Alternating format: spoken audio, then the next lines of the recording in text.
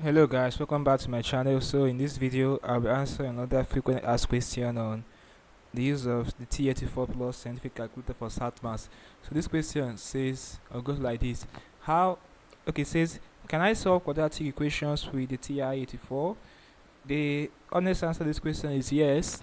You can graph the quadratic and find its zeros or use built-in equation solving functions if available on your model.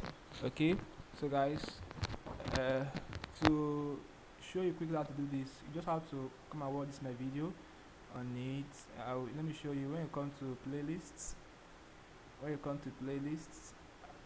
navigate down to this place. I have ACT mass, calculator techniques. We have about 51 videos here. The reason I will tell you to go through this playlist and not the start playlist itself is that the calculator I use for ACT is the TI-84 plus CE, the latest version, one of the latest versions of the TI-84 plus. So that one, in that calculator, you will see how to, you know, use how you can grab the quadratic and find its zeros or use built-in equation solving functions for it. But in this playlist, the model of the TI-84 plus are used for the problems. The feature of graphing of solving quadratic is is is not there.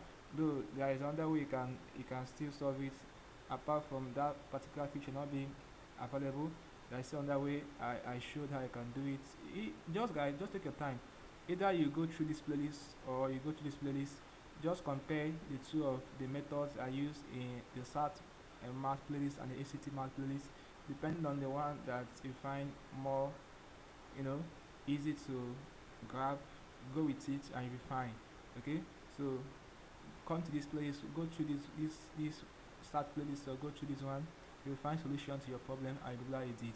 Okay, so I hope I answered this question for you. I see you in my next video.